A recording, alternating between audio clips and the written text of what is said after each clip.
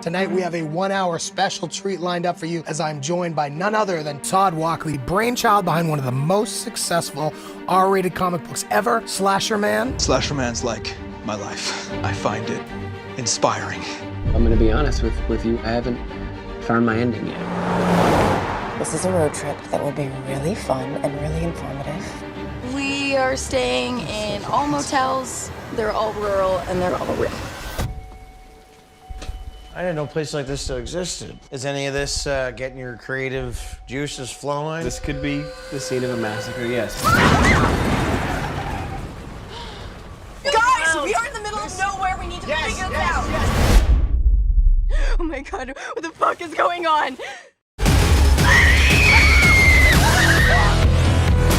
Is there a concern that Slasher Man could push the already unstable over the edge into violence? I've drawn, 1,000 kills? Once in a while, one of them might match up with something that happens in this country. We need to call the cops. And tell them what? That it's a killer running around recreating murders from my comics? What is it? Oh my God. Todd drew this. He is going to kill us.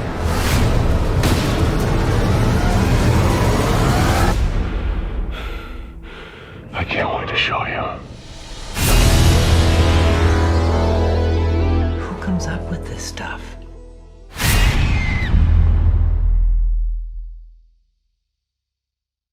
Tapehead Massacre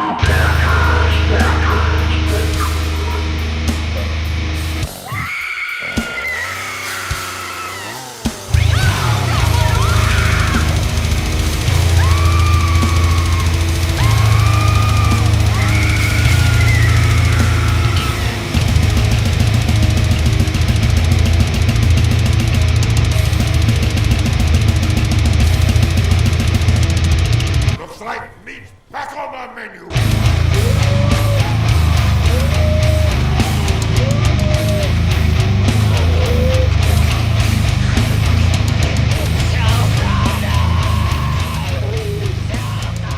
Yo, welcome back to another episode of the Tapehead Massacre podcast. I'm 1/3 of the show. My name's Caleb. I'm Tyler. I didn't die. I'm back. He's alive. If you guys missed me, I missed you. If you didn't, fuck off, dude. Well, I'm back. It doesn't care. It don't matter. Anyway, I'm 2/3. I'm the final third. I'm Chris. And yeah, we're excited to be back talking all together, all three of us. And yeah, it's been a few weeks since we've all been chatting together. I think it's been Ty, it's been 2 episodes since you've been here. So I think 3. back. Has it been 3? Well, it was Casey. Frank too. Frank too, and then Barbarian technically, because that was 3. Barbarian was kind of like a sneak episode though, so really it's been like 2 weeks officially. Yeah, but yeah, man, it's been I'd like to say I've been doing cool things these last 3 weeks, like I've been traveling the world and whatnot, but in reality, I've done none of that. I've done housing projects, and may have gotten the vid. I never really got it checked, but I did have a fever. I do know that much, and that put me out for a weekend. It was all a fever dream. It was all a fever dream, dude. That included sharding a few times, dude. I sharded at least 3 times. And you talk about, I think we've talked about it on this podcast before a couple times. But dude, there's nothing more ego deflating than shit in your pants. I don't think there is. Like, if you thought you had any pride in you, when you shit yourself, you're just like, dude, just put me in a diaper and rock me to sleep. Cause did you instantly run to get cleaned up, or did you sit and you were wallowing in it? Great question, Chris. And I got a great answer for that. The first time, absolutely. Yes, I ran. Okay. The second and third time, especially the third time, I just kind of accepted the fate. I was like, I don't even know how to keep this in me anymore. It was just like a river runs through it, to quote a Kevin Bacon movie from the 90s. All right. That's what it was. Luckily my furniture didn't pay the price, nor anything around me paid the price, but certainly I was like, this is where we're at. We be shitting. We be shitting, bro. That's it, bro. Well, that's good, man. I'm glad that you were able to have some time to shit yourself and do some stuff around the house, and just overall, just really just soaking it all in, Dude, productive. I will say though, I've been well, now we're in spooky season officially with October, but I mean I count September. I count even like late August as the start of it, frankly. But Yeah. I did catch up on some horror movies, some good, some not. When we talked about X right before the Yeah. episode The kicked best off. year so far. Yeah, yeah. And I mean I won't give too much away, Caleb. I know you said you haven't seen it I still, haven't right? seen it. Yeah. Yeah, it's it does two things. Creepy old people sexually and eyes. I'll leave it at that. Okay. And it left me uncomfortable, but I'm very excited for Pearl now. I wanna watch Well, watch the origin story. Let me get caught up on X. Is it like for free streaming on Prime? I rented it. Okay, I didn't, that's what I but thought. frankly, I did not peruse a ton to find all my I'm options. pretty sure it's just for rent or purchase right now. Yeah. It probably is. I mean, it did just come out this year, so it was like $5.99 to rent. So Okay. if you got what's the Seis Dolores? Yeah. You're in there. Yeah, You're in there. got it. Did So, you notice? I don't want to spoil anything because Caleb hasn't seen it, but did you see the swinging dick? All That was right, my leave it at that was my favorite part. So Leave it at that. me and my buddy TJ, he was here. He watched it with me, and it took like 3.5 to 4 seconds for us to go, oh shit. We didn't really- by the way, played by Kid Cudi, which still boggles my mind. Wait, that's you Kid see, Cudi? you That's- see Kid Cudi's dick? You see like a shadowy figure. It's like the ghost of Kid Cudi's dick. But that's Kid Cudi. It I took didn't know me that. because Day and my night. buddy TJ, he's like a hip hop head, and he was like, dude, I think that's Cudi. And I was like, I know he's involved in the film and in Pearl, but I'm like, I don't know. I didn't even realize it was The him. lonely loner seems to free his mind at night. Dude, that was it, dude. And he was freeing some brain. We'll Yeah. say that. Like it was Well, sick. flying out there. But yeah, Well, fuck yeah. I'm glad you caught up on some good swinging dick films. Because there's one thing that we love on this podcast. It's gore, it's boobs, and it is hanging dick. It's Yeah. swinging. Yeah, it's swinging dick, hanging brain, whatever you want to call it. It's Yeah, there. dude. You know, Fucking let it- turkey, man. turkey. Gotta let I've them been watching give a it lot up. of action movies lately. Because I have that fucking Oh, that pack? yeah, I got this here. Oh, Jesus Christ. Oh no. Yeah, Nice, it you- just could Oh, go on. Awesome. it's sweet, right? Yeah, the lighting is work, not man. doing it justice. I'm trying to get this on camera, but it's just I completely see Chuck blurring it out. Norris. Yeah, you I was see gonna Norris. say. You can't miss Yeah. that. I saw Chuck. Yeah. Hello. I just come out of the abyss. Yeah. Oh, hi. It's It's your old Hi. pal Caleb. from yeah, the we're, from we're purgatory. we're having fun with this here Zoom session. I figured some stuff out. As you see, there's a cool background featuring yours truly, all painted up. For you YouTubers that haven't seen this on our socials, there's a pretty cool design done for us by Crayoon on Instagram. Shout out to Crayoon. Shout out. So, but yeah, I have this Bombs, Babes, and Blockbusters of Canon Films. It's a 10-pack collection set. It has Missing in Action, Invasion USA, Cobra, Delta Force, Master of the Universe, Over the Top, Bloodsport, The Hitman, Hellbound, and Electric Boogaloo. There's some swinging dick in that set. Somewhere. Oh, there's definitely, yeah.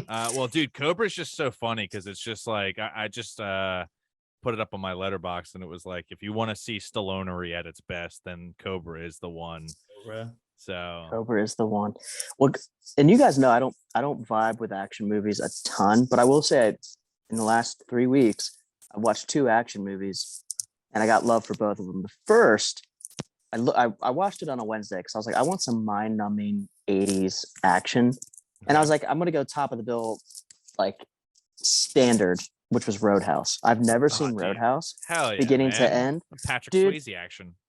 Fucking hilariously good. Like, Yeah, and that Vinegar Syndrome release too.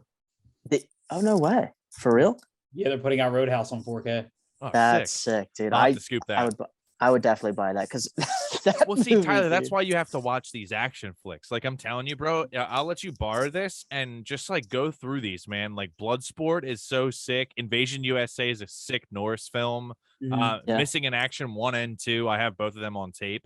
They're great like action movies, but it's just the thing is that they're just like so over the top with like explosions and just like naked chicks. And then especially once you get into like the Stallone like universe, those are the ones that are like,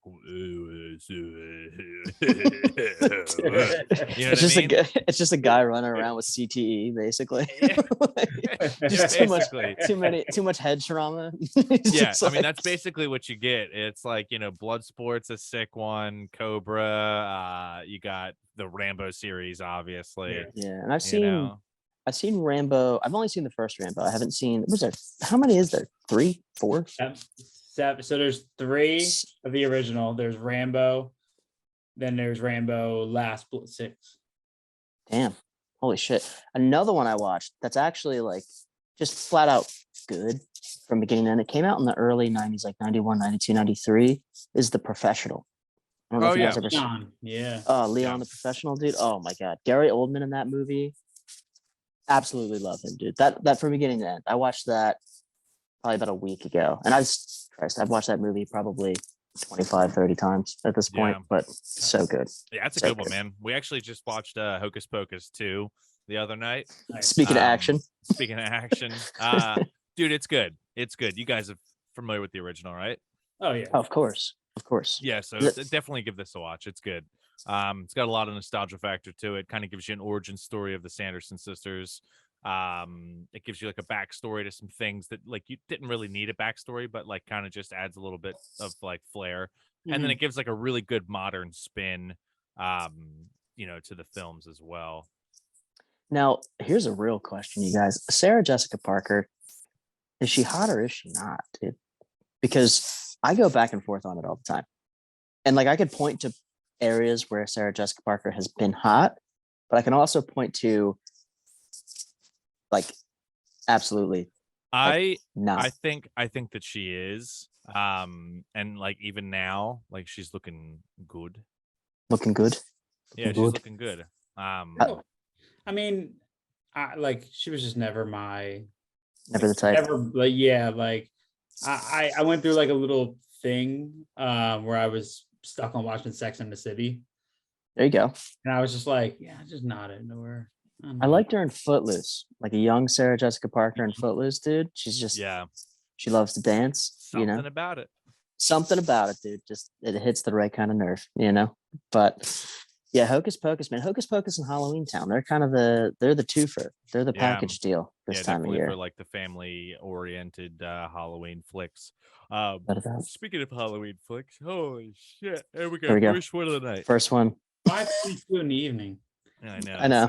Dude, come on, relax. All right? I'm just trying to. We're 20 minutes in, dude. Yeah, come on, bro. Come on. I'm sorry. Sarah Jessica Parker bore you, dude?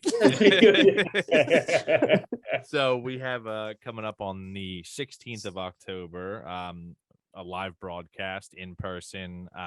Doing a curated movie night on my projector. I don't know how my tape didn't show through, but somehow my fucking guitar is like over my shoulder. I don't know how this is happening. But so I'm curating 2 films, and we're talking, since we're on the subject of Halloween movies, one of the films is going to be The Barn. I just, we're going to have the director on at some point. We're still in contact with him, Tyler and I. Actually, Chris, you were there too. We all met him at Monster Mania. Good dude. But yeah, we're going to be showing The Barn and The Mutilator. Not a Halloween movie, but it is fall break, so technically accurate, seasonally speaking. Yeah, so I wanted to keep the mojo up. Plus, that's like a good new and old. I don't know which one I'm going to start with first, but maybe The Mutilator, and then go into The Barn afterwards. Kind of go old to new, but yeah, we'll be doing a live broadcast there. I hope both of you gentlemen will be able to make it out. It's a Sunday evening. It's in Clayton, which is pretty close to you guys. That's not bad. And listeners, you'll be able to tune in. It's going to be a bunch of friends. Going to have a few bands not playing, but they'll just be there watching and attending. They'll be playing during the movie. Yeah. You can't hear it. It's just the live orchestra playing the score for each film. Yeah. But all break and a pop punk breakdown. Yeah. So that'll be fun. That's on the 16th of October. So it won't be next episode, but the one after. Yeah, because next episode is the 9th. So My technically birthday for you party, listeners. Say again. which is my birthday party at Yes. Erica's with family. Nice. Oh, wait, your birthday's October 9th? The 17th. Oh, shit. Okay. I was gonna say, because my dad's 9th. Well, then we'll That's have October we'll 9th. make the 16th a birthday party for you as well. Chrisapalooza. That's what we'll do. Since your There you birthday is go. the 17th, we'll do Tapehead Massacre presents Chris's birthday. I'll make jungle So, juice. Maybe I can take back one of my films, and then you can No, the film of your choice. listen, man. I haven't seen The Barn. Ooh. So perfect opportunity. I also haven't seen, which I think is the same director, 1031, right? Yes, you saw that. You were familiar with that. I've right? seen it, but I'm like I know what the movie is. Yeah, Scream I've Team never releasing. watched it. Yeah. Nice.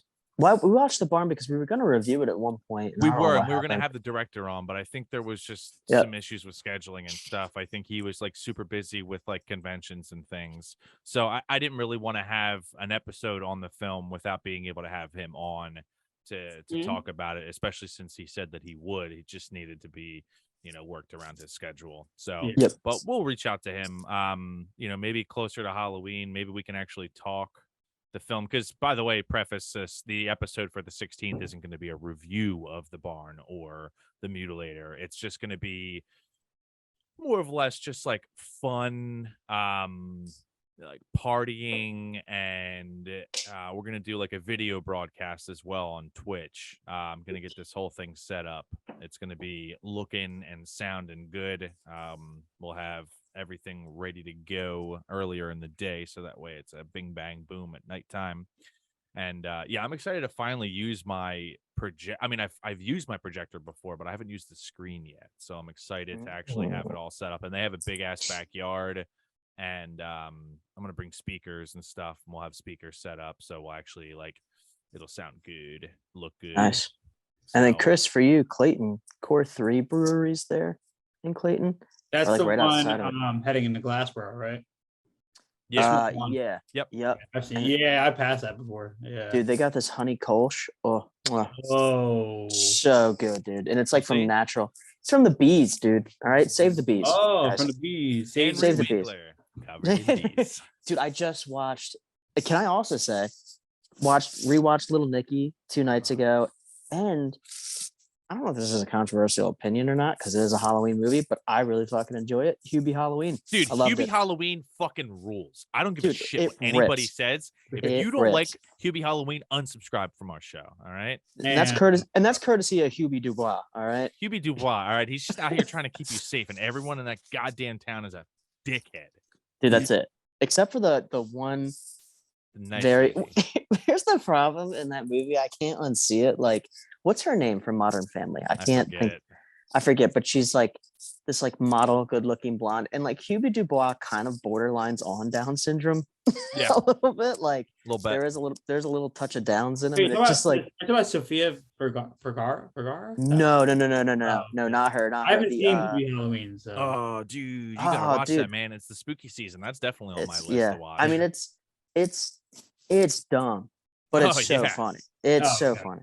It's just Yeah. pure it's Adam it's, Sandler. It's literally Okay. everything Adam has ever done all into one. You get your Oh, you get your and your you get all of that all in one. All right. get it all. So You do. You get it all. You get every version of Adam in this one. You get So, the O'Doyle reference at one point in that do. movie as well. Wow. So he harkens it back. Shaquille O'Neal's in it for some reason.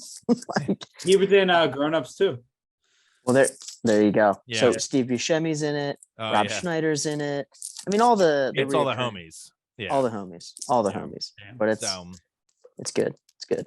but let's see. Let's talk one topic we haven't talked in a few episodes because it's kind of just been a different ship these last couple of episodes. Let's talk music. We haven't talked music in a little while, and that's something that recently I've been getting into a lot of some cool stuffs and some cool things. That being said, I'll go first, and I'll talk about it right now. I actually just started listening to it today. It is the new Glitterer record, and I believe it came out today. Yeah. Because Apple Music was like new release from Glitterer. For listeners that don't know, Glitterer is Ned Russin from Title Fight's new band. In the past, his stuff has been very, very like experimental synth pop. With his last record, which was like Through the Shade Red, something I forget what it was, but there's a red record with like a curtain on it. That album became like more like structured and had some like really solid production on it. And this new record, it's like a 5-song EP, super fucking cool. Very in the vein of like Pity Sex and Cloakroom a little bit, has some like synth elements in there as well, and the vocals are just super on point. But yeah, definitely highly recommend checking that out. And then total other side of the spectrum in terms of sound, a band called Vermin Womb. Super fucking heavy band, and very like blackened metal, if you guys are into that kind of stuff. Blackened, I like that. Very Kind of like are they Cajun? They might be. It's possible. Like a blackened cod. Yeah, like a blackened cod. I just went to New Orleans a couple months ago, so I had a lot of blackened food. Very tasty. Also, got to shout out the homies for a second. The homies in Goalkeeper, local pop punk band from Philadelphia here, just released 2 new songs, Sooner and Car Wreck. If you guys are fans of pop punk, they are straight up your mother freaking alley. So make sure you guys go stream those. Chris, I'll turn this one over to you. Have you been listening to anything new or revisiting anything old? I mean, honestly, I feel like as I get older, when I drive, I put on podcasts. Same. That's usually what I do. Yeah, so I don't really like stay super. Okay, so but if you're not really like, check what's some podcasts you've been listening to. Well, I do have a couple. So like every October, I tend to dip back into Ice Nine Kills. Okay. So I've been blasting the Silver Scream 2, Welcome to Horrorwood again. That's probably my most listened to album in the last year since it's been out. Not even a year since it's been out. But we actually talked about this with Tyler last time in person. The Wonder Years finally dropped their The Hum Goes On Forever. And I feel like I'm getting older with Soupy, their lead vocalist. So more than ever, their songs are connecting with me in a weird emotional way. And a lot of people don't love the direction the Wonder Years have gone in over the years. But this album is a perfect combination. Just be ready, because it's a hard punch of an album. Like, it's very emotional. It's very different for them. But it's fantastic. I got to agree, man. I think that record, yeah, absolutely. I feel like they kind of trailed off. I can't even remember the name of the last record they came out with, but it's kind of a combo of the two. But you're right, dude. Soupy, lyrically speaking, Soupy's the best in that whole genre, especially like the post 2010 pop punk movement. Easily the best lyricist, and absolutely, I have to agree. Because that album was Sister Cities, the one you Sister Cities, yeah, which it didn't do too much for me, but bands got to evolve, right? But yeah, what's because the new album's called The Hum Goes On Forever. Hum Goes On Forever. Yeah, but nah, dude, Soupy's lyrics are otherworldly, man. They're so good. So good. Yeah. And I tend to I had a playlist on the other day when I was doing some yard work, and some albums from like Suburbia, from Suburbia I've Given You is that the name of the album? Suburbia I've Given You. I've given you all, and now I'm nothing, or something like that. Yeah, so some songs from that came on, and then like I'm Not Sad Anymore, Melrose Diner kept coming on the playlist, and I was like, damn, dude, Wonder Years was such a peak back then. And the thing is, it's funny, is when I listen to those songs now, I'm always like, man, they complained a lot like back in the day, but now I listen to them and I'm like, man, these albums, these lyrics hit a little bit different nowadays, you know? Yeah, for sure. Well, and they've also like talk about that era of Wonder Years, and that was straight pop punk, like as pop punk could be. But like, I still think their Magnus Opum, if you will, is like the Greatest Generation. I think that record kind of sums them My up least perfectly. favorite album by them. Really? Yeah. No way. I love that record. Oh man. But I could see it. I could see it. Yeah, but no, this last record, man, I think it's like a perfect encapsulation of beginning to end there, you know? Yeah, that's really all I've been outside. I listen to the same handful of podcasts and I don't ever sway. I just tend to like stay in that weird alley. Oh yeah, I think podcasts are definitely a hard thing to like. I wouldn't say it's a hard thing to find new ones, but like you find your couple and you kind of keep them in rotation. So at least that's how I am. So I'm very thankful to all you listeners that keep us in your rotation. It is wild to think of how many of you check back with us every week and hear what we have to say and appreciate what we have to say and tune in, and all you followers on Instagram and all that good jazz. So it's all fucking rad. But Ty Guy, what you been listening to? Well, let's see. So some revisiting, some new. I just posted it today on Instagram, as a matter of fact. It's the October, it's the fall, it's getting cold, it's raining record. It's the Turnover Peripheral Vision, man. You go back to it every time. If there is a record that encapsulates my depressive state, always, it's that record. That record does it so well. I still think it's a masterpiece. It'll be indeed lore in the next 10, 20, 30, 40 years, probably. Yeah, I can get behind that. Yeah, it's a great record. So I'm back on that again. What else have I been listening to recently? So I've been still bumping since they came out with it in June, the No Pressure record. Story So Far is Parker Cannon's side project. I think as far as that skate punk, pop punk of the late 90s, early 2000s, I mean, it's right where you want it to be if you're into that. I mean, it hits. And Parker actually seems like rejuvenated by it, because if you watch any of the stories so far of probably the last 4 or 5 years, he's just not into it at all. Although, if you guys are interested in like public spats and feuds between band members, Parker Cannon and former bassist Kellen Kapner, I think his name is. Kellen's been shitting on Parker for like the last 3 or 4 months, which is pretty funny. Talk about a guy, surprisingly, who hasn't been Me Too'd, and Parker Cannon. I feel like he'd be a guy who's primed for that type of stuff. But he murders them when he's done. Yeah, that's it. That could be it, dude. There could be a whole horror arc happening with him, and we have no idea. It's possible. But it's definitely possible.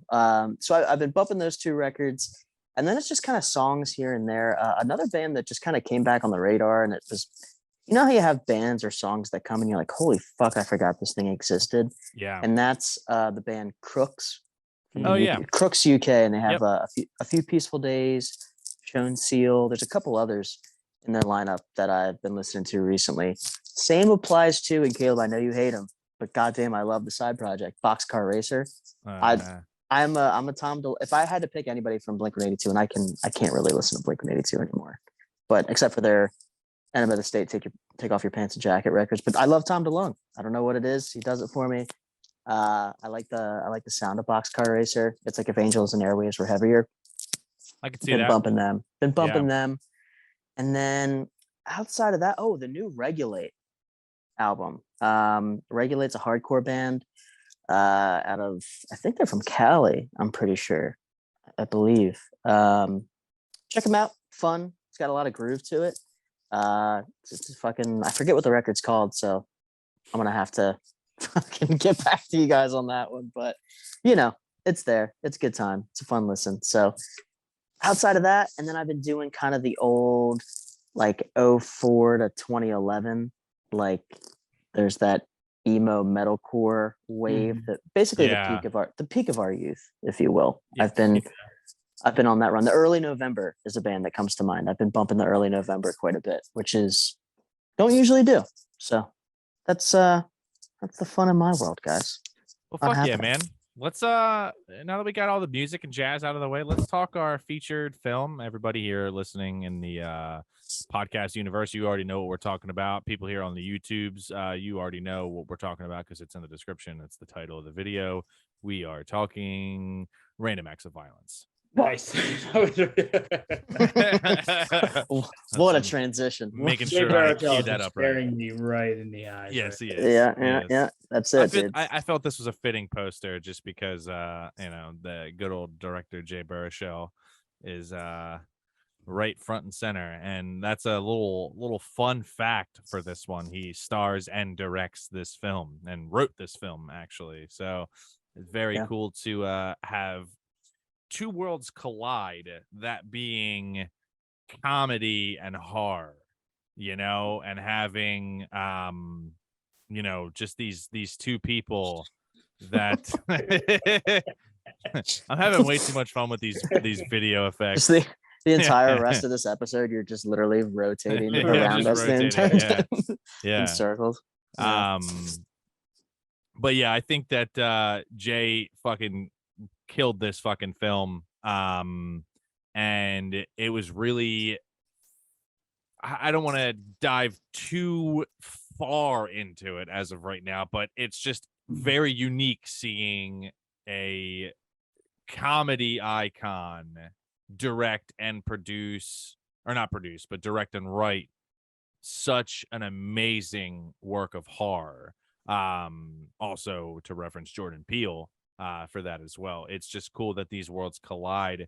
You have, Key and Peele, have their comedy stint, and Jordan Peele goes off and directs and writes Get Out, and that was just like fucking mind blowing, but also was still funny too. And for those level of comedy. And for those who don't know Jay Baruchel or don't know the name offhand, he is, I mean, at least from my purview of him and my knowledge of him, I mean, number one, he stands out for, and he's kind of a side character in a couple Seth Rogen films. If you've seen him, like, for instance, Knocked Up is a good example. Yeah. He's one of the housemates alongside Jonah Hill and Seth Rogen, and what the hell is his name? I think Jason Segel's in that movie, if I'm not mistaken, as well. I believe. Yeah, he is. I think he is. He's also in This Is the End, which, quite frankly, good October movie to watch. As far as comedy is concerned, it's kind of it bleeds into the horror fuse. This movie, though, I think what's interesting about Jay is because you know him as a comedic element. He's also a lead in like a rom-com. She's Out of My League. She's Out of My League. That's exactly it. That's Out of like league. my main thing that I know him from. Yep. Yeah. So he's, I mean, they're probably the three that he would be most known, I think, to any listener here. And then, hey, who knows? He might have some deeper cuts that people know too. But this movie really, in its, at least my first watch of it, because today was my first watch of it, not a ton of comedy. Like there's some in the dialogue, but it's very, very few. Very few. This, for listeners that are familiar with our past episodes, this is one of those successful attempts at a serious horror movie where it's not something that tries to be serious, fails, and becomes funny. It's not something that has comedy in it, like intentional comedy. This is straightforward a violent horror movie. And we learn in the beginning that this is a very comic strippy style movie, as the movie opens up with the opening credit scene and the little like closed captions done via comic style on the screen with these quotes that we come to find out are from the lead, who is played by Jesse Williams, Todd. Yeah, this is his like new script that he's writing. He's writing a comic book. Yeah, or not. Yeah, not script, but new comic book. This is He's writing the ending of his comic book series called Slasher Man. Yep. Which is loosely, actually, you could argue it's even tightly based off of the real killings in that film. What I think is interesting about that, and what I think makes this film unique out of these type of movies, is the play in from the comic book world that they do bring in, which I think is a unique element. Chris, I don't know for you and Caleb too, even. But the thing I noticed with this film right off the bat is the color palette that it uses of the pink, purples, and blues, a la Mandy. That's what it reminds me of. Now I can't remember offhand if Mandy came before or after it, but some of how that color play is and how it's even filmed to some degree, where there's like a lot of that color and shadow play happening at times. There was like hints of it that did remind me of Mandy, at least just right off the rip anyway. But yeah, it's that was pretty cool. Like, it's a really sleek movie. Like, you can obviously tell it's not the biggest budgeted film, but for what they had, which I don't know the budget offhand, I can actually find out. So 3.5 million estimated. It's shot really well, and it really uses a cool color palette. More particularly in, like, I love what would I guess be described as the first killing in the movie with the headlights on the van. Yeah. Even like the red and blue of the police lights in the hotel room when Todd wakes up after an incident that we'll talk about. But like the junkyard too. The junkyard's kind of blue. Everything's blue. And then the house is red at the end. It's a lot of like really cool color play. Yep. Agreed. And even like I even get hints of, especially with the truck and kind of his whole getup. Like I had hints of, like, if you've ever seen Joyride with, Joyride. That's even like hints of that, especially in that first kill scene, which is super brutal, very, very in your face. It does not hold back at all. This, yeah. No, not to cut you off. Yeah, you're good. Go ahead. I'm terribly sorry. I say, hey, I got something to say. No, there's been a lot of people either on our Instagram and also friends in person that have here's number two. There we go. A lot of friends that have have been asking questions and stuff about the podcast and everything, and obviously we're in official spooky season. It is October 2nd as we're recording this. It'll be October 3rd as you're listening to this, so or maybe later in the week, depends on how you listen to your shows, but this will be released on the 3rd of October, tomorrow. So anywho, friends have been asking some good stuff to check out, and honestly this has been the first thing I say, and it has been that way for the last like probably year. When somebody asks for like a really fucked up film, this is the one. And I think it all correlates to the there's number 3. Damn it. I think it all correlates to the 3 I guess young adults that get killed in the minivan with the popped tire, which could be deliberate at this point, we don't know. But yeah, they're cruising along, and am I missing anything like too severe in terms of the plot here? And before I skip this get right to this kill, I just go right to this kill because this is probably the one thing that sticks with me from the entire movie, and even rewatching it today, this is a gnarly scene. It's one of the few scenes that I could say in cinema that has genuinely made me feel uncomfortable. So just a little catch up for most people. The movie starts with Todd and his wife or girlfriend, Kathy. Todd is the writer of the comic book series. He's the writer creator. Kathy is his girlfriend and or wife, who is actually writing a book about the victims of the I-90 killer that the comic is based off of. They go on a road trip to a convention in Manhattan in New York, and along with them comes Ezra, played by Jay Baruchel, who's the producer of the comic. He's a distributor.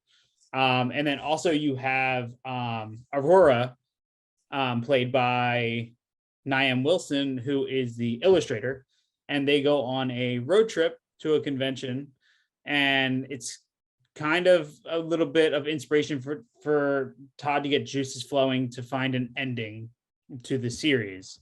And up until this point, all that really happens is they stop at this gas station. It's kind of this typical run-of-the-mill gas station, and there is a comic rack that is empty besides one weird comic. So they decide to treat the meth addict guy who's working at the gas station, who just plainly asks Jordana Brewster, "You have any meth?" Meth.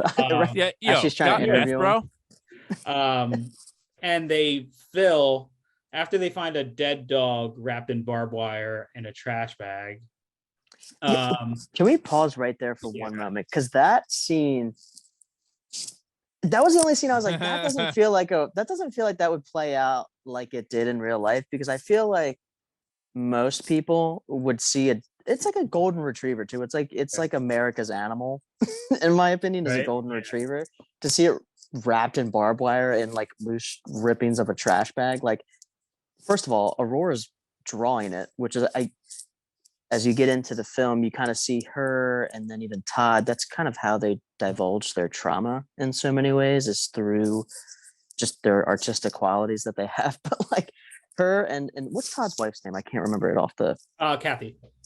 That's right, Kathy. Yep, Kathy. Aurora and Kathy, they just kind of they react sadly to it, but like I'd be like, what the fuck is going on? Yeah. You know, it was like a quiet reaction to a dead dog. But that's all I wanted to say on that, because I watched it and I'm going like, this doesn't feel normal as far as a reaction's concerned. But because they kept shitting on America too, like, because they're from, I think, Canada, I believe. Canada. Yeah, so they kind of do this like Midwest, the Heart of America tour, essentially, is what it is. And like they're just like, oh, fucking everybody's. I think they even allude to it in like the dialogue that like this is like a violent country and this is like a weird part of said country where like every American stereotype kind of lands here. Like they kind of allude to it a little bit in the car ride, but continue. I just wanted to point that part out. Yeah, so they stop there, they go through that incident, and then Todd is a guest on a radio show where the host of the radio show was friends with one of the victims of the I-90 killer. At the gas station, we see this random man walk into the gas station and pick up one of the Slasherman comics, where he sees a kill called the triptych, which is basically three bodies that are tied together in this very Suspiria-esque fashion. And during the radio show, right as Todd is walking out, basically after the host attacks him with this news that he was friends with one of the victims of the I-90 killer, and basically the whole central theme of the movie, which is you're kind of glorifying violence in real life in this comic book series. There are three kids living in a hotel, motel, Holiday Inn. There we go. And they get followed by a van where the most horrific animal-like killing happens, and that's where Caleb's talking about. Yeah. Yep. So this one here is a super brutal scene. And it doesn't bye. Hi. Yeah. Hello. Bye. Hello, goodbye. I advise you to watch this on YouTube when it comes out next week, because this is going to be chock full of good visuals now that I have Zoom figured out. Anywho, this one is one of the most unsettling, uncomfortable kills I think I've ever seen in cinema. And it's just the way that it's shot. It's the fact there's no score. There is no background music. There's nothing. It's just the rain. It's these three young adults. This van pulls up behind them after they've gotten a flat tire. They get out. The guy's flashing his headlights like rapidly as they're standing in front of his van in the rain. He's flashing the headlights right then and there. I'd be like, nope, I'm good. Go back in the van. I'm good. And you hit on two things, I think, in this particular scene. One, the kill is unrelenting aggression, just shown, like just complete. And you see him like literally pounding his chest, and like it's almost like he's arguing with himself, like he's trying to fight an inner demon. I think he's like hyping himself up. He's like, this is what we play for. This is what we play for. And he's like, it's like he's coming out of the tunnel in the Rose Bowl, except he's here to murder. but it's unrelenting aggression. And Caleb, to your point, I think what's cool about that particular scene is exactly that. It's how it's shot, almost from like, it's almost like you were a viewer from the driver's seat and even the back seat. Like it kind of toggles between the two, Right. which is super intense because that's, I mean, God forbid if you were in that truck, in that SUV, that's what that would look like as it was happening. And even when he like he like stabs the girl in her thigh, the driver, as she gets falls out and it cuts the leg open. Yeah, dude, that's intense. Well, that's my point. Is like usually in slasher movies, things are very orchestrated. Like usually the person would like get stabbed in the car, the person in the backseat screams, the driver has enough time to get out, he kills, you know what I mean? It's very like, or this is just pure, he's stabbing the passenger, he notices the girl in the driver's seat trying to get out, he real quick like does a quick stab, hits her in the leg. As she falls out, it shreds the thigh open. Yep. Then he just goes right back to stabbing him again while reaching for the girl in the back seat. Like the thing that bothers me the most in movies are animal attacks because they're so ferocious and it's like just this out of control just attack. And that's what this scene reminded me of. Like the truck is shaking. This guy is just swinging at everything that he can and stabs that passenger like 35 times. Stabs him through the hand too, which was stabs him through the hand when he that was wild. It goes through the hand. Like it is a brutal, and then it just ends and you're like, oh, wow. And then viewers on YouTube, if you'd like to see the aftermath of what that is, a day later, the gang, the four of our main leads, they're strolling along and they see a roadblock, and conveniently as they're driving by, it's all like crime scene, which is cool though. It's cool how they do that. Super cool. Very unique. They get to see this beautiful sight, the triptych, which is like super fucked. Like when you say the gang, I just think of the gang gets triptych. The gang, always the gang gets triptych, yeah. But yeah, it's looking pretty brutal, as we can see here in the picture behind us. Yeah, very like if anybody were to see something like this, I mean, it would just you'd have some fucking issues. But they all see that and they know exactly that it's from the triptych. From the comic. There. Sorry to interrupt, just real quick. No, you're fine. This is up there for me with the truck hit from Devil's Rejects. Oh yeah, for like, sure. Yeah. It's like right up there with that scene. So yeah, it's intense, man. It's intense, and to your point, Chris, very cool how they kind of unwind the viewing of that, and that it's like it's tarped over, and like their car kind of forces the gust of wind, and then it slow-mos to view it. So like. It's effectively like what it would be like to see a traumatic event like that happen, because it gets burned in your brain, and that's almost the way in which you'd view it. So yeah, very cool showing. And this is where the movie starts to, in my opinion, like it's only an 81-minute movie. So it's short, it's right to the point. It literally leaves nothing unsolved. It just gets right down to it. And this is where the pace really, I think, catches up, because from here, Todd has this whole thing in his mind of basically this kind of glorification of violence and how he's kind of been, how badly he's looked at by people because of what he's done with this glorification. And he goes to a little kind of like meet and greet, little sign thing. And this guy builds this truck that has just kind of a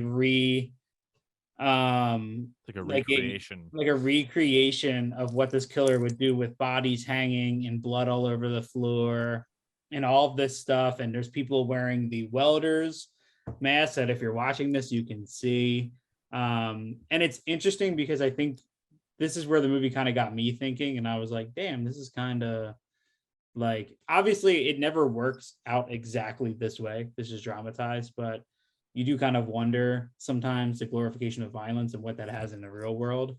Right. But this leads up to all of them being at a hotel room. And basically he gets a phone call again from this guy that reads off 3 numbers and they don't know what it is. And Jay Baruchel's character is trying to convince them, we should call the cops. We know what that is. That's from your comic book. Like, we drew that. And Aurora steps outside the hotel room and goes to sit at this bench to just kind of smoke a joint and draw a little bit, just starts illustrating. And this has my favorite shot of the whole entire movie, because right across the parking lot from her is this young girl just smoking a cigarette, hanging out. She's greeted by her boyfriend. We have no idea what these two have anything to do with it. She's been waiting for him for hours, supposedly. She texts Ezra, Jay Baruchel's character, and says hangs out at the picnic table. He falls asleep, and the truck that these 2 random people were waiting for pulls away, and we see that the van is there. And the truck that pulls away makes a left turn to leave the parking lot. And the headlight flashes over Aurora, where we see our killer running out of the shadows. So fucking sick. Yeah. Wild. And you can kind of, and it's good because it kind of gives, and especially if you watch Horrorton, it gives the implication like, oh, something's going to happen to Aurora just by her being out there and just alone alone in this dim light and pitch black dark behind her and in front of her. It almost feels like a setup of sorts, right? Yep. And that's where you get effectively what becomes the second emulation in terms of a kill compared to said comic book. And poor old Aurora goes down, and she even invites Jay's character Ezra. Yep, there it is. Unsuspecting. But my favorite part is just you see her hit the ground, and then you don't know. Well, he breaks her neck, I think. First. He breaks her neck, she hits the ground, and then it's dark, and you see him lift his leg and do something, but you don't see it until Todd wakes up the next morning to flashing police lights at his window and opens the door, and here is what I like to think of like the slight Hereditary ripoff of her head. Yeah. Sitting basically in front of his doorway in the parking lot. Yeah, it was sick. I was just going to say perfectly placed. Like, the killer knew exactly where that head needed to go in order to get the most impact, right? Yeah. Absolutely. And I think, Chris, to an earlier point too, because I think it's not the last time it's told, but I think it's the most obvious, is that comic book signing. Like, one, Todd doesn't do a very good job of explaining himself out of the situation of what they accuse him of, which is taking advantage of horrible killings and really what befalls the victims, not only who are killed, but the families around them and what happens. Because I think they even mention the one girl who's killed her mother ends up like hanging herself because of the killing, of how serious it was. And he doesn't do a good job of explaining himself out of it to the point where he doesn't feel like there's an implication there. But I think too, the overarching theme of this film does speak a lot upon the fact that, like, what is the moral compass or the moral responsibility of someone in this position? Like, is it, because it does kind of leave the question, is it the moral responsibility of him to take responsibility for the fact that he might be showcasing horrible acts and things and events? Or, hey, is this just a capitalistic society? He's passionate about something, he's creative, and guess what? He can make $1 off of it, right? And now it's his career, and he feels almost like, in a way, he even kind of talks about it too with Kathy. Like, he almost feels the implication just to do it because it's his job and it's what pays him. So he feels the pressure of it all at the same time. And this is my biggest, at this point in the movie, we're halfway in, we're rolling. And my biggest gripe with this movie is at 80 minutes, if you had given me like 15 more minutes of justifiable character moments. I was just about to say that. Yeah. Todd, all of these characters are surface level. Like, the ideas behind what they do are much deeper.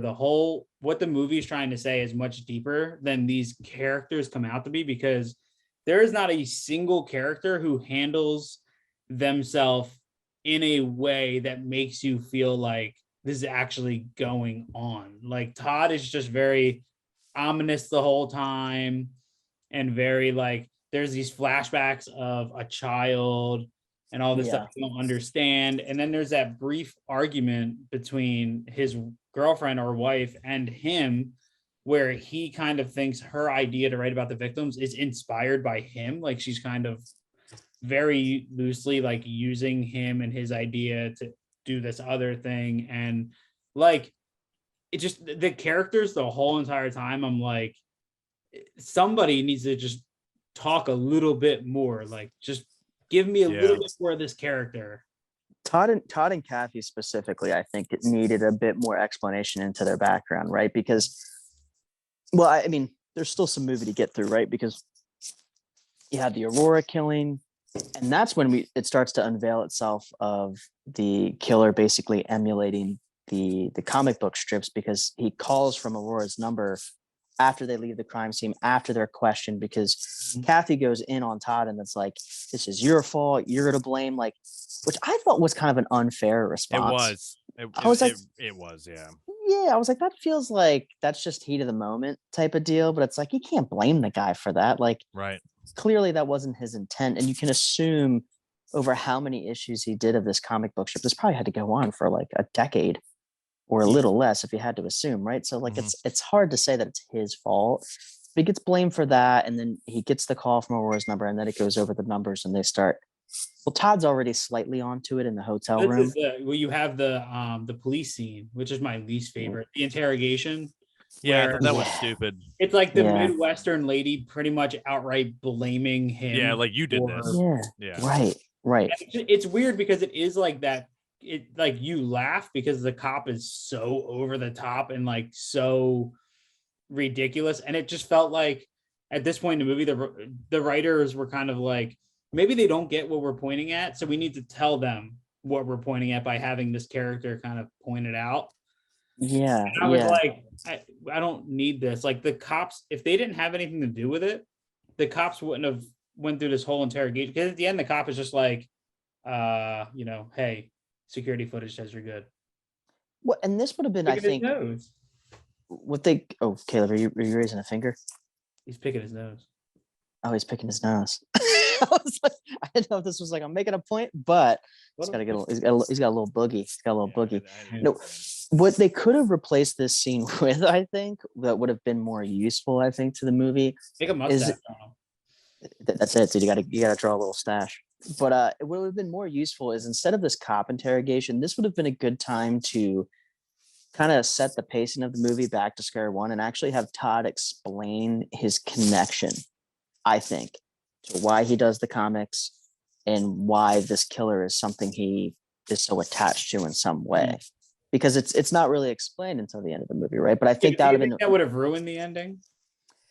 I mean, it certainly could have, but they probably could have done the dialogue in which it hinted to it without giving the full effect away.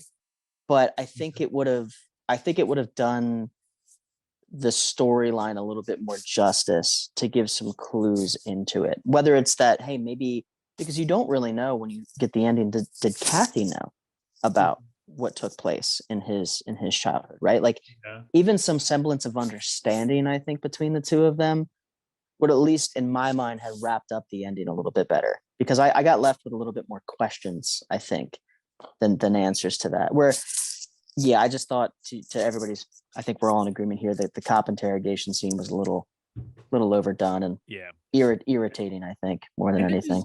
This is where it comes full circle, because you have them driving, obviously, after Aurora's death, and they're driving behind this family. There's a little girl in the back seat, and his phone rings, and it's that mysterious voice again, reading off 3 sets of numbers. And he conveniently has a Bible in the glove box, pulls that out, thinks it's like a Bible verse, and then actually finds out that it's year, issue, and page of the comic book. Where they start digging through the comic books, they find that issue, and it is the trailer, the family that gets killed. Yeah. And then this scene happens, and it's, again, it just goes there. Doesn't hold back. It doesn't. And then it's basically a getaway chase from that point. And then, yeah, he's shooting at him. he's, they're trying to get away, and Kathy's like screaming as she's like peeling out because she's the driver. And then I assume, and at least what it gives the input to look like, is that they hit a ditch effectively. And then it's like a blackout. It was weird because he shoots out the window and that somehow makes them veer off the side of the road. I'm not really sure like how that like really happened, but hey. Well, whatever. Caleb, do you want to talk about what happened to the family? Because everybody watching this has seen the movie. So up until he starts shooting at them, what happens to the family? Yeah, so there's like this like family of 3 that like they try to warn. Like they get up alongside the family and they're like, pull over, and they're like, fuck you, dickhead. And they pull away, and then the van is just conveniently right there, blocks the road. Family stopped. Now basically what happens is, because they are our protagonists were following them, now they can't back up, they can't go forward. And what happens is you have the welder gets out of the van and goes through that like hype phase where he's like hitting himself in the head and he's like pacing back and forth real fast, and then he just unloads this like automatic rifle, or no, he unloads a pistol, a pistol like into the car. The wife gets out and like she's like all fucked up, and like she takes 2 steps and you just see a bullet like fucking pop through her chest. And then he goes up to the car, fucking opens the back door and shoots the kids in the back. I mean, it's fucking brutal, dude. It is. I love like, Jay Baruchel going, he shot the fucking kid. Yeah, he shot the fucking kid. He shot the fucking kid. Yep. Yeah, like he's just intense. Like it's very brutal. You don't really see like children death a lot in horror, especially modern horror, because we all just it's not gonna go over well. I mean, it was no Assault on Precinct 13, little girl getting ice cream shot point blank head. But the little girl gets shot and dies. Yeah. And then the worst character decision, he pulls out an automatic machine gun, begins firing on them, and they decide the best thing to do is to back up and then basically K-turn. Well, they watch him just brutally fucking murder this family in cold blood. I would have just been like, I'm fucking yeeting this motherfucker into the van. I would have just been like, I'm gonna kill him right now. And I would have just floored the car as hard as I could have. Like, as the dad, like in the family situation, I would have just ran into the guy. Like, I mean, you see a guy pacing in front of your car with a gun, he's gonna kill you. Like, and that's what make the first move. And I kept saying it as I was watching that scene. I'm like, someone just hit him, man. Just someone run into him. Just run him over. Or even not the fucking, Chris, to your point, the K-turn, like we're in fucking driver school again. Yeah. All right, you got to look at both sides. Make sure you don't hit the curb. Look both ways. The man's shooting at you. Turn. Like, they could have just shot it in reverse until they got further enough away from him. I would have just fucking backed up until I was out of, what I mean? Yeah, out of. And he's a bad shot. Like, he nailed that whole family with 1 bullet each, and yet he was just terrible with an automatic. Yeah, he couldn't do it. He was shooting everywhere, but I'm pretty sure he shoots Jay's character. I was just about to say that. I think his whole face is all fucking mangled in the dinner scene in the end. Like, you see, like, well, you didn't see it? Yeah, he gets hit. He gets his head blown apart. Oh, okay. And he's laying in between them, and just the whole side of his face is just wiped because they crashed into a ditch, and basically both of them kind of get knocked out for a second. And wake up, and Ezra's face is blown apart. The guy takes both of them, and this is my favorite part, puts them both in the van and then just slops Ezra's body in the middle of them in the van, which is always just so funny to me when they do that. Yeah. And that's kind of where like it does get a little heavy there too. Like once he gets them back to the junkyard and they have the conversation, Todd and Kathy, of like, Kathy's like, this is it. It's a wrap. Like we're done for. We're toast. There's no coming back from this. And Todd's like, now you got to fight. This whole conversation was just like so bizarre to me, because Kathy's just trying to like convince Todd that they're going to die and it's okay. Yeah. Like, what? No, fuck that. Get out. Like, fucking leave the scene. Like, and Todd's like, no, fuck that. I'm like, we're getting out of here. Like, and then she's like, no, it's fine. We're just gonna die. It's totally cool. We're dead. It's fine. And I'm just like, no, we're not doing that. So, and then the killer goes to the back of his van to retrieve them, and Todd comes blowing out of the back of the van. yeah. He's just like, run, Kathy, run. Yeah. No arms too. He just full on shoulders them. Yeah. He erupts out of the back of his van with his arms tied behind his back and tackles the guy. So good. And she, I mean, this actually, I think of all the kills, this one didn't sit well with me, which is effectively like Kathy's running away with her hands tied behind her back. He makes one good shot of like 16 no good shots in terms of it just pinging off of every car that she's running by, and it hits her in the leg. Same spot, actually, to where the first kill happens with the first girl getting stabbed. So clearly that shot in that area must leave you immobile pretty much very quickly, to the point that she gets to what looks like a field and then what effectively is a highway, because you can see the police officers zooming back and forth, because they obviously do call 911 when they're in the car as he's killing the family or about to kill the family. Actually, I think during the killing of the family. And now maybe you guys could chime in here on what it was, because I didn't make it out real well. But she's effectively trying to run to the highway and then runs into a branch that shoots it right like through impales her. Yeah. Yeah, it's like a broken. It's kind of like the wood from Zombie in the eye scene.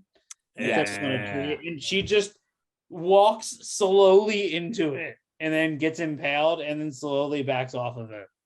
Yep. It's a weird one. Yeah.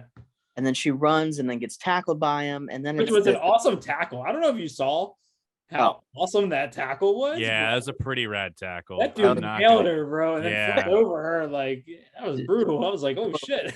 Total blind. And I mean, she's the most unfortunate death, I think, of the entire film, because she's like, I won't scream for you. Like, I won't give you the satisfaction, which you end up finding out his satisfaction had nothing to do necessarily with the killing as much as what the ending of the movie based it off of. But it was just like, damn, that sucks. Because you're kind of, my whole hope in the film to this point was that there'd be some sort of, because I kind of knew Ezra and Aurora were going to get killed off. I had no doubt about it when I started watching.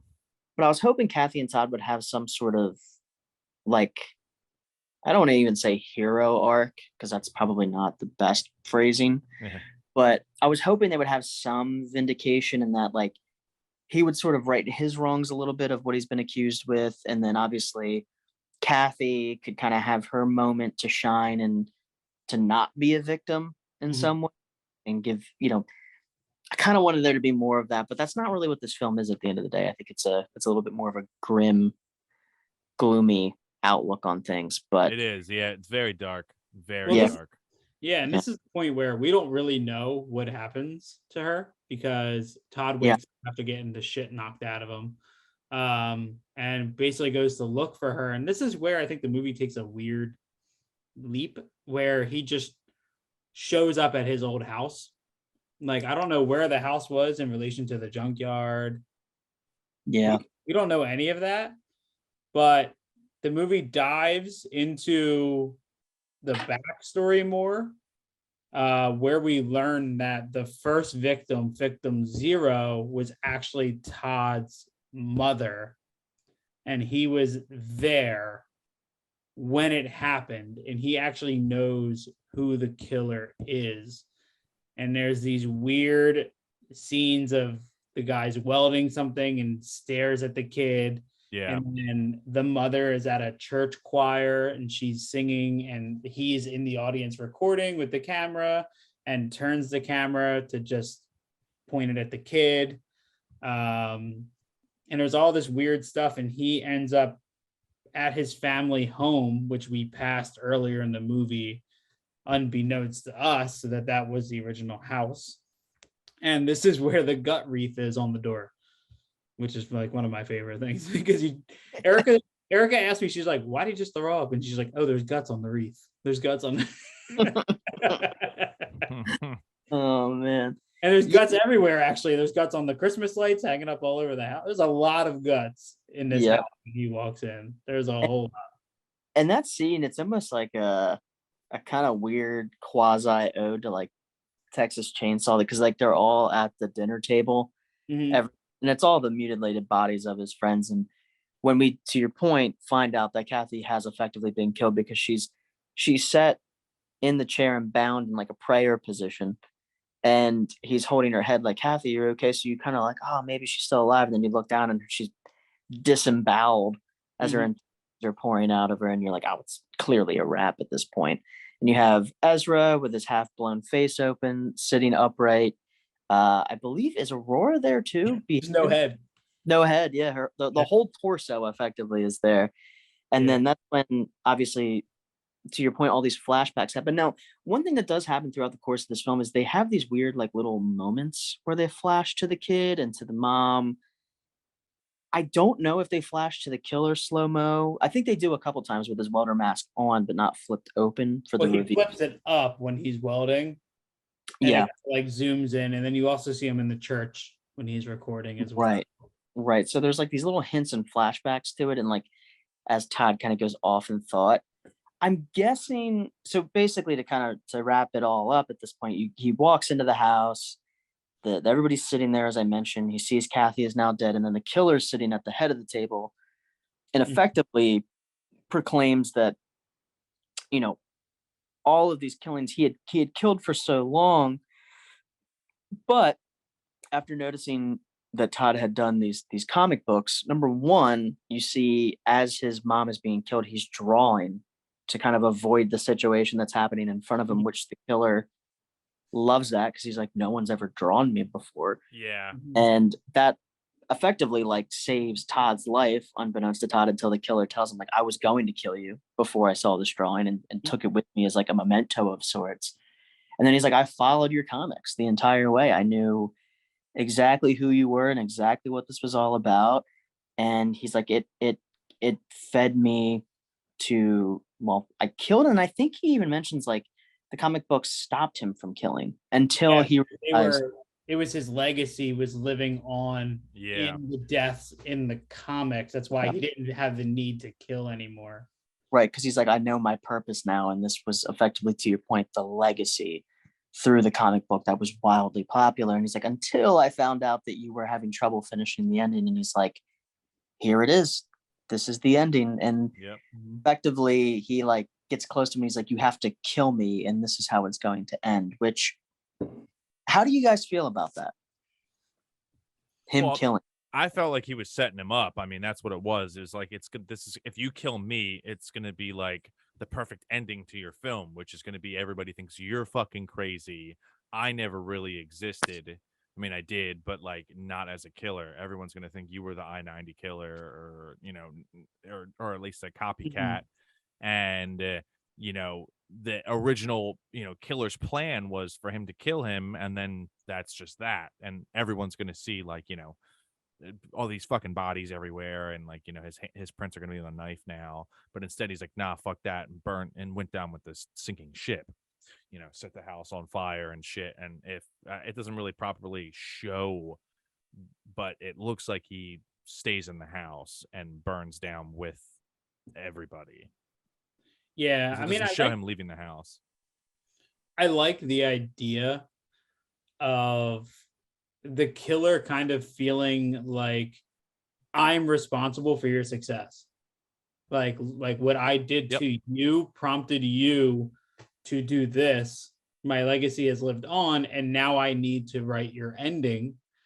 And he's even given himself credit. He's like, look what I've done. Like, look how perfect this ending is. Yeah. And the house that he's made. And there's this sense of like entitlement with him of like, I am personally responsible. And the only way I can figure out how to end your comic series that I inspired is this is the ending I basically wrote for you. Yep. And I do like that Todd, you know, takes a knife and slices his neck. Yeah, that was brutal. It was. I like the idea. I think that him burning himself, which I assume happens when he dies in the house. I think it's kind of like a wasted ending in a slight sense. Like I felt like it was kind of just like, okay, this is the easiest way to wrap this up. I would have preferred to have like seen the movie head more into like the trauma territory. Like all of this is based around the trauma that this kid endured as a child, because realistically, I'm sure in real life he wouldn't have been charged for any of the murders, because they would have gone back to, somebody had to call the police or something, right? When he was a child in a house with a murderer, and like they already literally 20 minutes before they said, yeah, we checked the security camera, we know you didn't kill this girl. So like I think it's kind of a leap of logic to be like, oh, you know, I'm gonna get blamed for all of this. I would have loved for it to head into some, even if he ended up in like a home, like some sort of psychiatric thing, but like I don't know, it's the ending's all right. I think that's the part that, because I think this film was good throughout until the ending, where I was hoping it would tie it in more, because one, there was a leap of logic in assumption based on his childhood. You're like, okay, we obviously realize he was essentially a victim of this. He was one of the first killings that the serial killer did, but you don't ever get the indication. You kind of just have to assume like, okay, well, did Ezra know that as his, you know, distributor? Did Kathy know that as his longtime girlfriend, that he had suffered from this? Or is it, you know, he has buried this so deeply that it's one of those things that happens with real trauma, that you don't acknowledge what's happened to you into your past. So it's almost like your brain's way of coping with it, that you kind of forget that it even existed, right? Like, it doesn't give too clear of a description on either of those. Yeah, you know, and that's the only thing I was hoping, that there'd be more clarity around that. And I also thought too, like I said earlier, I was hoping that there would be some sort of, I always like the redemption with type of stuff. And I felt like it kind of, the killer in a weird sense got his way, which, you know, I think is unique, because you don't see a lot of films that do that, right? Like the killer laid out his masterpiece in a typical egotistical fashion, which all killers are. They're egotistical sociopaths, psychopaths. But it's like he got his way at the end of the day. Even though he was killed and there was a payoff, it's like, well, that's what he wanted to happen. So that was kind of the bummer, I think, of it all, which again, I think was the film's intent, which it did it right. But that's the only piece that I was hoping for a little bit more color, if you will. And that's like, to just kind of like give my like sum up thoughts. This movie is basically everything that I want out of every slasher movie, as far as the slasher elements. Like the kills in this are, it's like somebody's holding a knife to your temple. They're so brutal, and they have impact. Like this is a movie that, whether or not you think the characters are good, or whether or not you like the ending, like it sticks with you for a little bit. Because I remember when I first bought it, I didn't watch it on Shudder when it came out. I bought it when it came out. When RLJE put it out on Blu-ray, I bought it. I just remember like feeling that when I was all done, I was like, holy shit. Like I felt every bit of that. And it wasn't really until I watched it again that I really start to notice, like, okay, these characters are a little like weakly written. Like they're just kind of not fully, I'm still questioning. I'm like, does Todd even remember what happened to him as a child? Because I can't tell whether he can or can't. But at the end of the day, like you're looking at an 81-minute slasher, and this is how I wish most of these lower budget slashers would approach their material. Because at the end of the day, when you turn on a movie like this, you're not looking for like incredibly well-developed characters and all this stuff. You're just looking for straight you know, brutality, and that delivers on every front. And in my opinion, there hasn't been a movie that is this brutal in the killings. Like I'm starting to see it in like the most recent Scream movie, where, you know, Hollywood is kind of fallen back and they need to have a little bit more impact behind the violence, even though if there isn't as much. And that's this, you feel every kill. There's an emotional resonance with everyone. There's not just like bodies, just like there's a head that was just there on Caleb. There's like an impact behind every one of them, and the way that they're shot and the way that they're done. He's just slowly it looks like at the end of the day, I mean, I still love this movie. I think this is one of the most underrated slashers of the 2020 forward period. Yeah, I would agree with that. I think as much as I like kind of, I don't want to say talk negatively on the storyline, I think that's just kind of, we've talked about it before on episodes. That's where I'm always kind of pushed into a lot of the time, which you could argue a lot of those slow burner films are exactly that. They're boring, they're dull, which is kind of where I fall into that, I think, from a storyline perspective. But no, I think there's a lot of unique, very cool elements to this film for a slasher. I think the killings are right on brand. I think they're super intense. Like I said, unrelenting aggression. Like this, it's probably as real as what a killing would actually be in real life, right? I think if no punches there, and I think it does it well. I actually do think the storyline is a very unique perspective. I mean, on one end, it's a social commentary of like, hey, society, do we look at really it's a prime and it's a great time to actually review this film as we go through the popularity and rise of Dahmer, the Netflix. This is a perfect example of things that I think this film's trying to comment on, which is, hey, like, do we glamorize these things too much because it's a shock and awe factor, and we know it pulls ratings, and we know there's an innate savagery in human beings that we're just attracted to, right? I think it has a very cool story arc, and I think it plays on those things well. I think, like we said earlier, because it's only an 81-minute film, if this could have been 90 to 100 minutes, I think they would have been able to knock it out of the park. And who knows? They might have like do they have a director's cut version of this or anything? I feel like they would, but maybe not.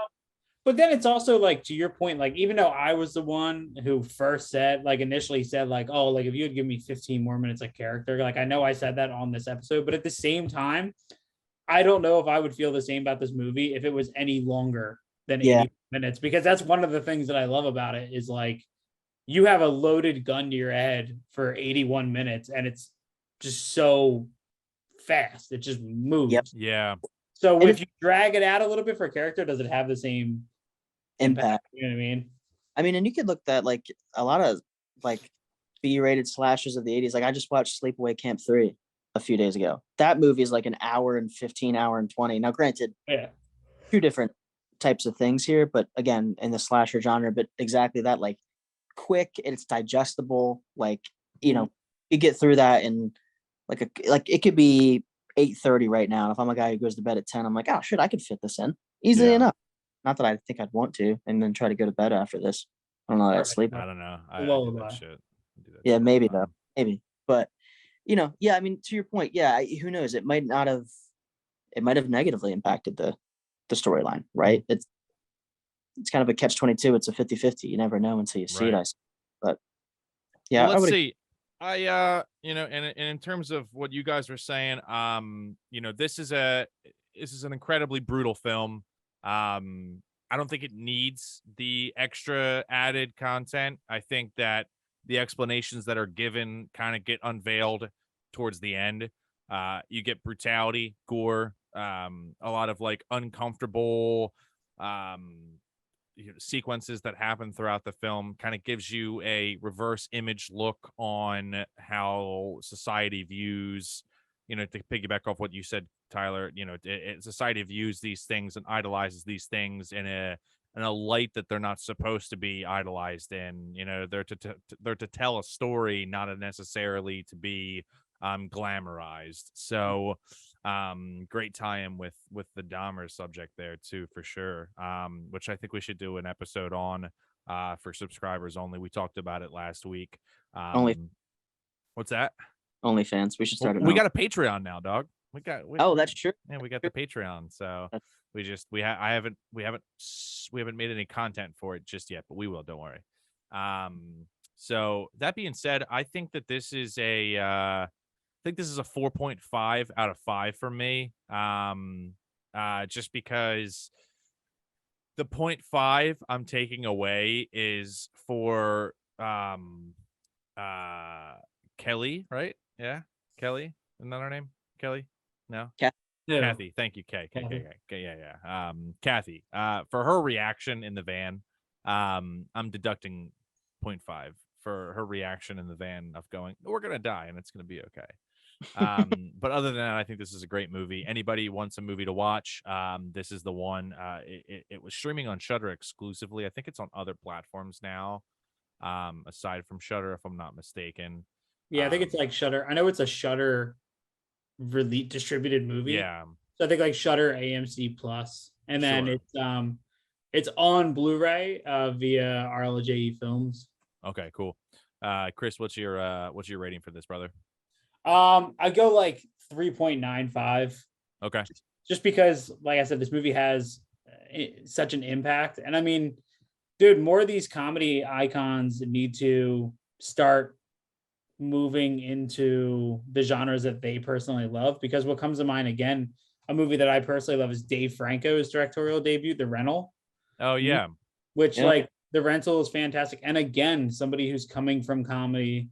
I think that we need more of this because hopefully Jay Baruchel stays in horror, and for a first time filmmaker, blew it out of the water, man. Yeah. Tyler, what about you, buddy? Yeah, no, I'm not far off. I think I'll probably 3.75 out of Okay. 5. I think, like I mentioned already, I think some of the storyline I could have used a little bit more clarity on some things, but I think at its core, for what it was, I think it's great. I think to the point of the impact of the killings, they stay with you, they linger. The intensity, the pace in which this is filmed at, to be able to still encapsulate all of that storyline in an hour and 20 minutes is, I mean, that's great directing. That's great script writing, in my opinion.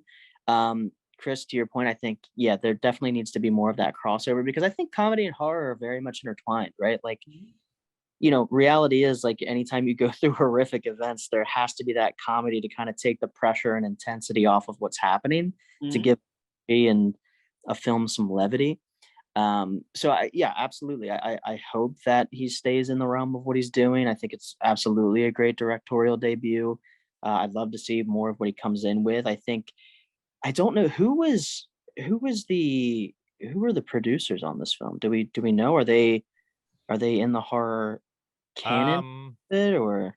I mean, distribution by Shudder, so they've really they picked this up really quick. As far as cast or as far as your crew goes, there's a ton, dude. There's 15 producers listed, Jay Baruchel being the number one. Executive producer Matt Cade, who horror, comedy, kind of a little bit of everything. There's very few outside of like most of the Blumhouse guys, like Ryan Turek, Jason Blum, all those guys, and a few other names. There's not really a ton of producers who are strictly okay. Motherfucking fun ass fucking fact. Holy shit. IMDb tells me that Jay directed Alexis on Fire's Sweet Dreams of Otherness music video. Well, there you go. That's fucking tight. He also directed a Trailer Park Boys episode. Hell yeah. That tracks. That's fucking awesome. Yeah. But yeah, so all right, cool guys. Well, we got the ratings in. I think overall between all of us, this probably sits at a 4 average between the three of us. Guys, I have collectively, not collectively, this is a the decision that I've gone out and made on my own. All right. And I've made it for the show. All right. So we were having a little chat earlier talking about how you, the listeners, really seem to drive more towards the bigger franchise films. And that's just seems to be what you guys like soaking up. So I'm not even going to tell you guys what this is. I'm just going to run the trailer. All right. And we'll go from there. But this is what we're going to be watching next week, guys. Here is the trailer. Once I have it ready to fucking go here. Holy shit. You need Jeopardy music over this. Oh, I saw it at the top.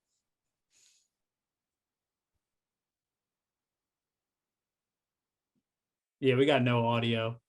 No audio? No. Well, that's fucked up. One particular scene in this film sits with me and still.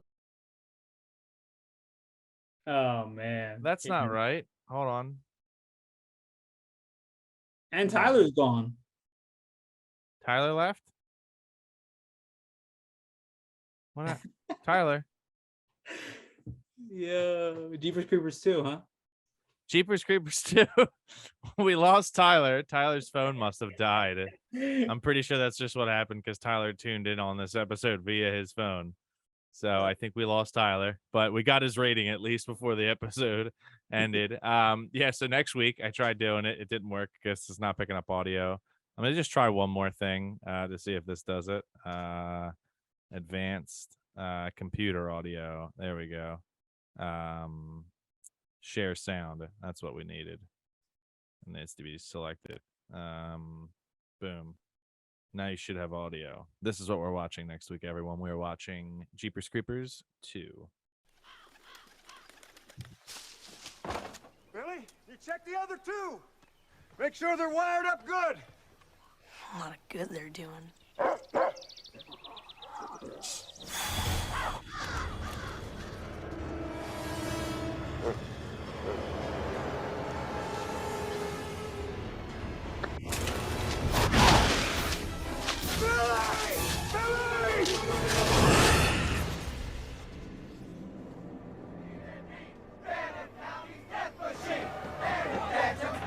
How long can they keep this up? Forever.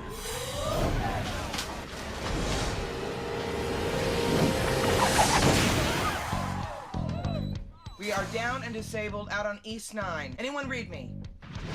It's gonna be dark in about an hour. There's something going on out here, and I don't like it.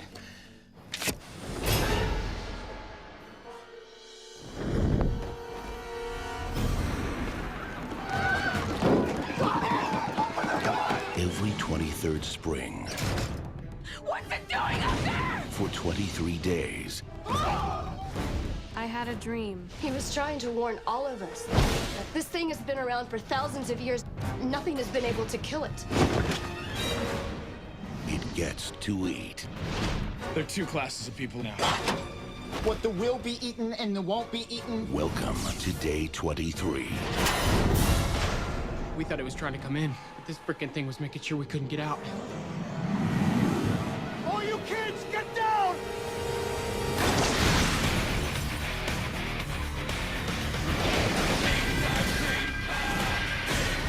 Go, go!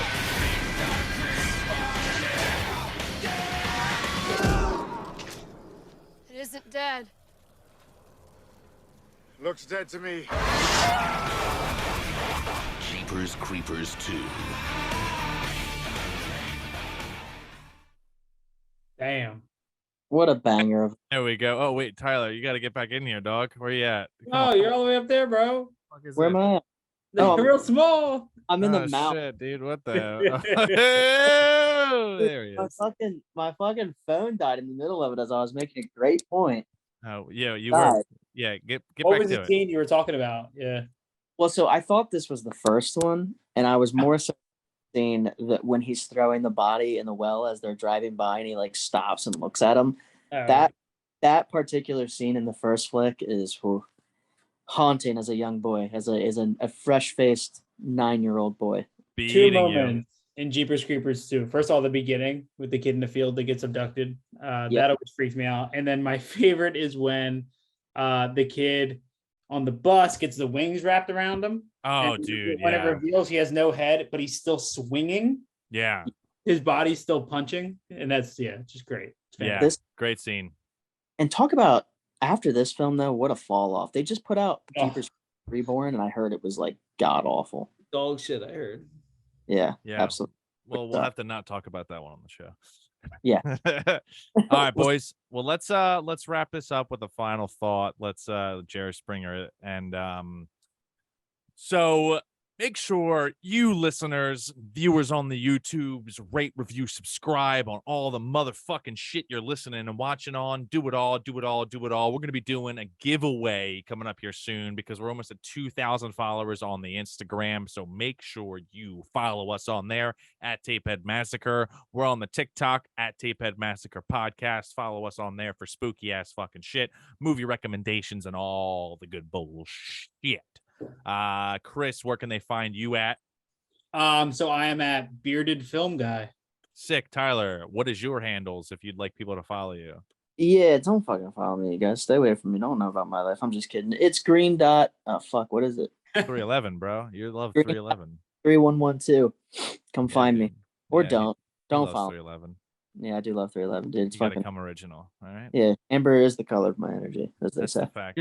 So, but yeah, we'll see you guys next week. We're going to talk Jeepers Creepers 2. And then don't forget, October 16th, we have our viewing party / Chris's birthday as an Audible play. And then December 10th, we are going to be in Allentown, Pennsylvania for Jason Takes PA. We talked about it last week. Make sure you guys tune in. We will be talking with the one, the only Kane Hodder of Jason Voorhees and Victor Crowley fame.